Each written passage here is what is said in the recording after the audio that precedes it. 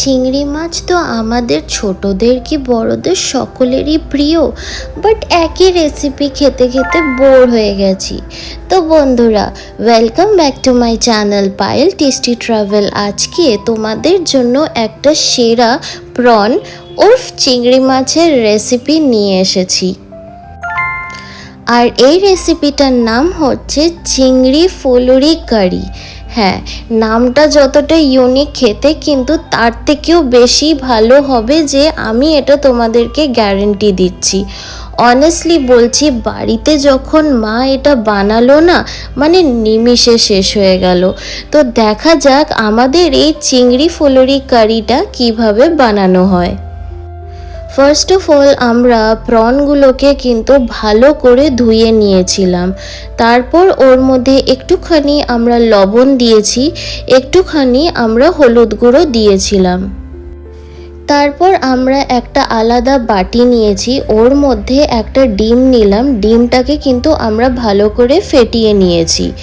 তারপর যে চিংড়ি মাছগুলো ছিল ওর মধ্যে কিন্তু আমরা এই ডিমটাকে দিয়ে দিলাম। ডিমটাকে দেওয়ার পর আমরা কিন্তু এটাকে ভালো করে মেখে নিয়েছি। তোমাদেরকে আগেই বলে রাখি, এটা কিন্তু খুবই একটা সহজ রেসিপি। আমি তোমাদেরকে প্রমিস করেছিলাম যে এই গরমকালে তোমাদের জন্য একেবারে চট জলদি রেসিপি নিয়ে আসবো, যেটাতে কোনো খাটনিও হবে না, প্লাস টেস্ট বাডস নিয়ে কিন্তু কোনো টাইপের কম্প্রোমাইজও আমরা করব না।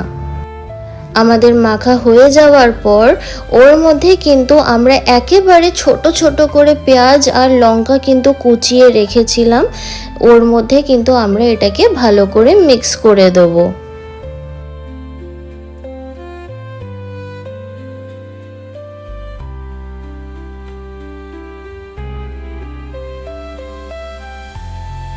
তারপর আমরা একটা কড়াই নেব, কড়াইয়ের মধ্যে আমরা তেল নিয়ে নিয়েছিলাম। এবার তেলটাকে কিন্তু আমাদের একটুখানি গরম হতে দিতে হবে। তারপর যে চিংড়ি আর যে ডিমের মিক্সচারটা আমরা যেটা বানিয়ে রেখেছিলাম, ওটা কিন্তু এক এক করে আমরা চিংড়ি মাছগুলো এই তেলের মধ্যে দিয়ে দেবো।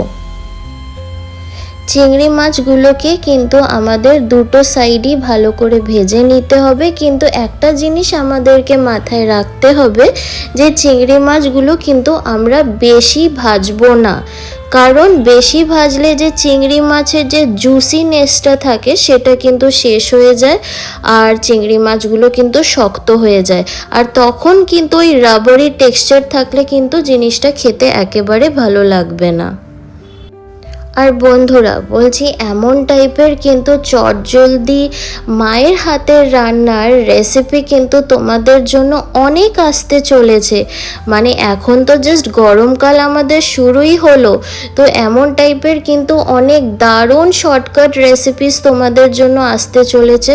তো তোমরা কিন্তু এই চ্যানেলটাকে সাবস্ক্রাইব করে রাখবে আর বেল আইকনটা প্রেস করে রাখবে, তাহলেই কিন্তু এই সব দারুণ রেসিপিগুলো তোমাদের নোটিফিকেশনে চলে যাবে। আর এই রেসিপিগুলো তোমরা তোমাদের প্রিয়জনকে কিন্তু বানিয়ে ইজিলি খাওয়াতে পারবে, কারণ এই রেসিপিগুলো তো খুব একটা ঝামেলা নেই, ইজিও বানানো, প্লাস খেতেও টেস্টি, তো কোনো রকমের কিন্তু তোমাদের সমস্যা হবে না। চিংড়ি মাছগুলো কিন্তু আমাদের হালকা করে ভাজা হয়ে গেছে। তারপর আমরা একটা আলাদা বাটিতে কিন্তু এটাকে নামিয়ে রাখবো।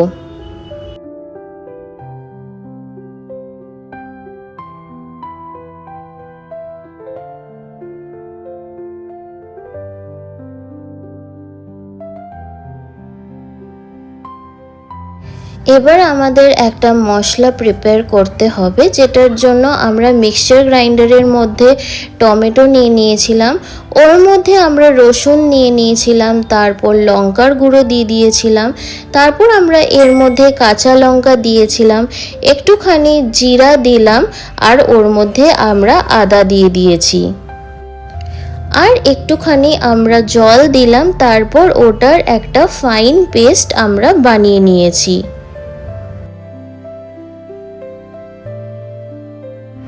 তারপর আমরা একটা কড়াই নিয়ে নিয়েছি, কড়াইয়ের মধ্যে একটুখানি আমরা তেল নিয়ে নিয়েছি, ওর মধ্যে আমরা তেজপাতা দিয়ে নিলাম। যখন তেলটা গরম হয়ে গেল, তারপর ওর মধ্যে আগের থেকেই কিন্তু আমরা পেঁয়াজগুলোকে কুচিয়ে রেখেছিলাম, কুচনো পেঁয়াজগুলো দিয়ে দিলাম।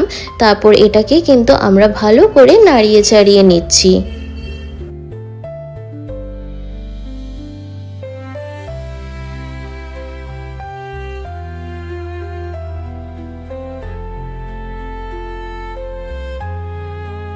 আমাদের পেঁয়াজগুলো হালকা ভাজা হয়ে যাওয়ার পর আমরা কিন্তু এর মধ্যে লবণ দিয়ে নিলাম। লবণটা দিলে কি পেঁয়াজগুলো আমাদের নরম হয়ে যাবে। তারপর আবার এটাকে কিন্তু আমরা ভালো করে নাড়িয়ে চাড়িয়ে নিচ্ছি। আর এই পেঁয়াজটাকে আমাদের ততক্ষণ ভাজতে হবে যতক্ষণ না এটা একটা নাইস গোল্ডেন কালার আসবে, ঠিক ততক্ষণ আমরা এটাকে ভাজবো।